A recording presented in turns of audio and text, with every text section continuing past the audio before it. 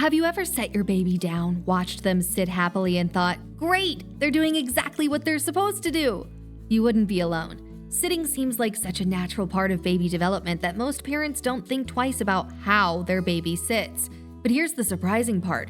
The way your baby sits can actually affect their strength, coordination, and even how quickly they start crawling and walking. Some common sitting mistakes can lead to weaker muscles, delayed milestones, and even long-term posture issues. So today, we're breaking down 8 babysitting mistakes that might be slowing down your little one's development and how to fix them. And trust me, mistake number 3 is something almost every parent does without realizing it. Let's get started. We all get excited to see our babies reach new milestones, so when we see another baby sitting up, we naturally want ours to do the same. And that's when we start propping them up with pillows, baby seats, or even our hands to help them stay upright.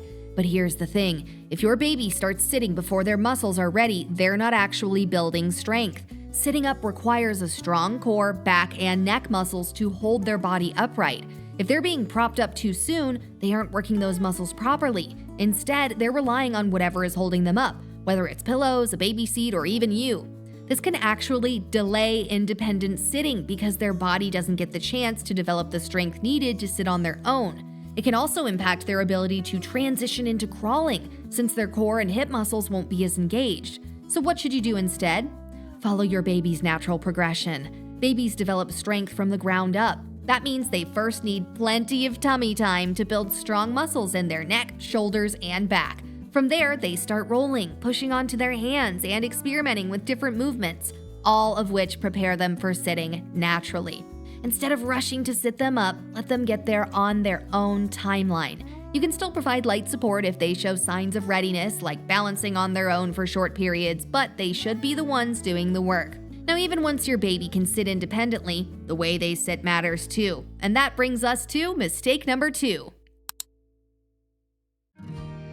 If you've ever seen your baby sitting on the floor with their legs spread out behind them in a W shape, you might not have thought much of it. After all, they look stable, right? They're sitting upright, they're happy, and they don't seem to be struggling. But here's the problem. The W sit doesn't engage the right muscles for proper movement development. When a baby sits in this position, their legs create a super wide base of support, which means they don't have to use their core, hips, or leg muscles to stay balanced.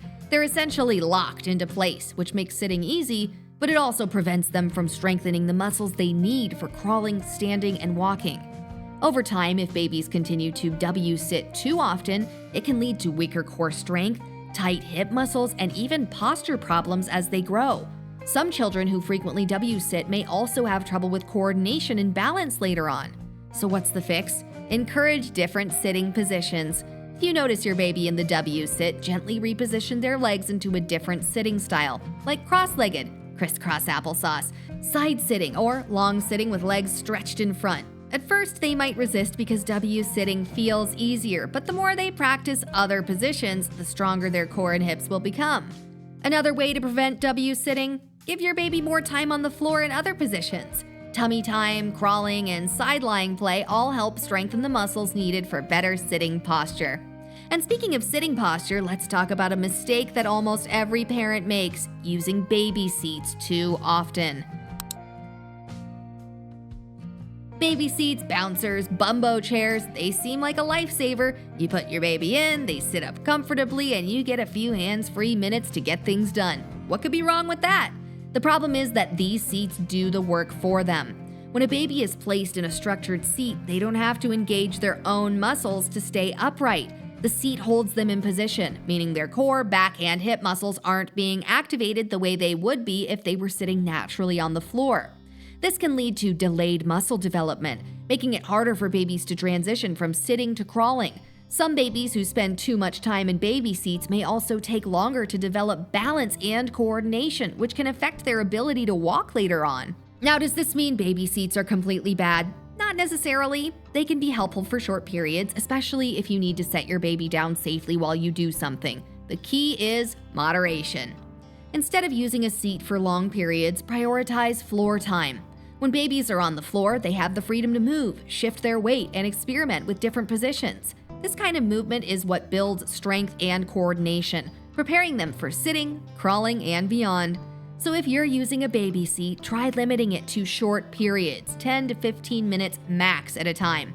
When your baby is awake and alert, give them plenty of time to explore movement naturally. And here's something most parents don't think about. Where your baby sits matters just as much as how long they sit. That's what we're covering next. It seems like a good idea. You place your baby on a soft, cushioned surface, thinking it's the safest option. After all, if they tip over, at least they won't bump their head on a hard floor, right? But here's what many parents don't realize. Too much time on soft surfaces can actually make sitting harder for babies. When a baby sits on a firm, flat surface, their body receives clear feedback about how to engage their muscles. They have to work a little harder to stay balanced, which helps strengthen their core and improves their ability to adjust their posture. But on soft couches, beds, or thick play mats, the surface moves under them. This makes it harder for their body to figure out how to balance because there's no solid foundation. Instead of learning to control their posture, they might rely too much on their hands or slump forward, which can slow their ability to sit up independently. So, what's the solution? Mix it up! It's perfectly fine for your baby to sit on soft surfaces sometimes, but try to give them plenty of opportunities to sit on firmer ground, like a play mat on a hard floor, a carpeted area, or even your lap while they work on balancing. If your baby tends to tip over easily, you can place a small, firm cushion behind them as a safety measure, but still give them the freedom to practice adjusting their weight and building its strength. And speaking of balance, there's one big sitting mistake that can make it much harder for your baby to develop the ability to shift their weight. Most parents focus on supporting their baby upright when they're learning to sit. You help them stay steady, make sure they don't fall backward, and encourage them to keep their back straight. But there's something that often gets overlooked, and it's just as important as sitting up tall. Babies need to learn how to shift their weight from side to side. Why? Because side-to-side motion is essential for movement. It helps babies develop the ability to adjust their balance, catch themselves if they start tipping, and, most importantly, transition into crawling. Think about how crawling works. A baby doesn't just push forward, they shift their weight from one side to the other, moving their hands and knees in a coordinated pattern. If they haven't developed good side-to-side balance, they may struggle to move from sitting to crawling or have difficulty adjusting their weight as they move. So, how can you help? Encourage gentle side tilts. While your baby is sitting, gently nudge them to one side and see if they can shift their weight to stay balanced. You can do this by placing a toy slightly to the side, encouraging them to lean and reach. If they start to wobble, let them use their arms to catch themselves rather than immediately holding them up. At first, they might tip over a few times. That's completely normal. The goal isn't to prevent them from falling, but to help them build the strength and coordination to adjust their balance. This simple exercise can make a huge difference in how confidently your baby moves from sitting to crawling and beyond. But here's the thing. Even if your baby is balancing well, there's another common mistake that could be slowing down their overall movement development, and most parents don't even realize it's happening. Babies are creatures of habit. Once they find a comfortable position, they often stick with it. And as parents, we sometimes reinforce this without realizing it. If our baby likes sitting, we let them sit. If they love tummy time, we let them stay on their belly. If they enjoy being on their back, that's where they spend most of their time. But here's the thing. Staying in one position too long can actually slow down development. Think about how movement works. Every milestone, rolling, sitting, crawling, pulling up, walking, is connected.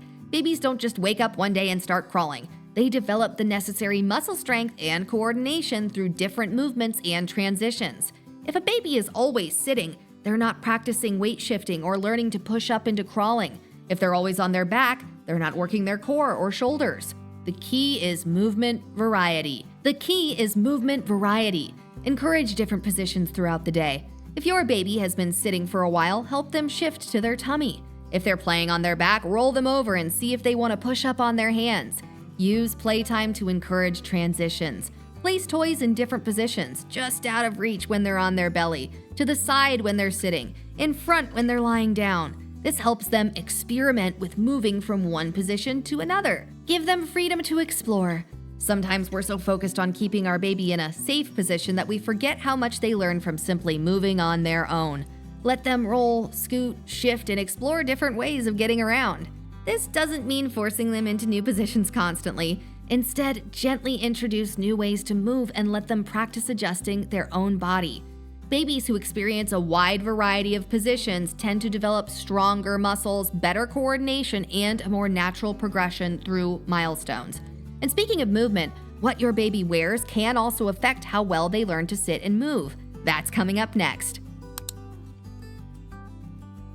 As parents, we love dressing our babies in cute outfits, cozy onesies, soft sleepers, adorable little jeans and jackets. But here's something most parents don't realize. What your baby wears can actually affect how well they learn to move. Think about it. If you were wearing stiff, bulky clothes that restricted your ability to bend and stretch, wouldn't that make moving harder? The same thing happens to babies when their clothes limit their range of motion. Here are a few common culprits. Thick, stiff jeans. These might look stylish, but they can make it difficult for babies to bend their legs properly when sitting or crawling. Footed pajamas on slippery floors. If your baby is learning to sit or crawl, footed pajamas can reduce their grip, making it harder to push off the floor. Tight onesies. Some onesies fit snugly around the hips and torso, making it harder for babies to shift their weight and adjust their balance. Dresses or long shirts. For babies learning to sit and crawl, long clothing can get in the way, causing them to trip or struggle with movement. So what's the best type of clothing for movement? The key is comfort and flexibility. Soft, stretchy fabrics like cotton allow babies to move freely. For crawling practice, bare feet or socks with grips can help them get better traction on the floor. If you have slippery floors, consider leggings or footless rompers that allow babies to plant their feet properly.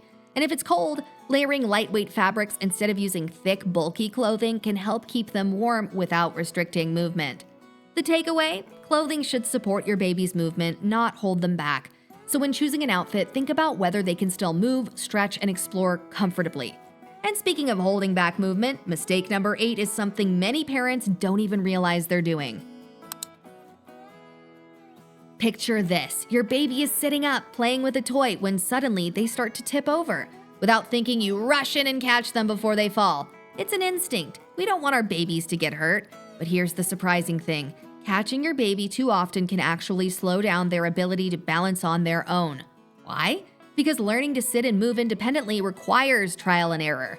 Babies need to experience what it feels like to shift their weight, lose balance, and correct themselves. If we always intervene too quickly, they don't get the chance to figure it out on their own.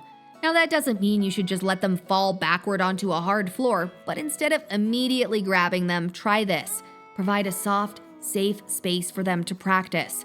Sitting on a playmat, carpet, or a padded area gives them the chance to test their balance without the risk of injury.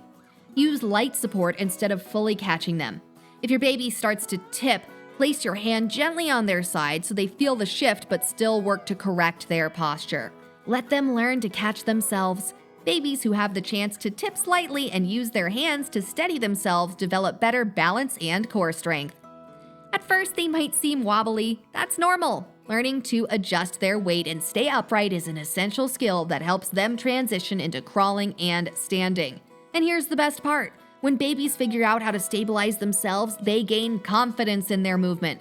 Instead of depending on you to keep them steady, they start learning how to control their own body. So the next time your baby starts to wobble, pause for a second before stepping in. Giving them that extra moment to adjust can make all the difference in their balance and coordination. When it comes to sitting and movement, the smallest changes can make the biggest impact.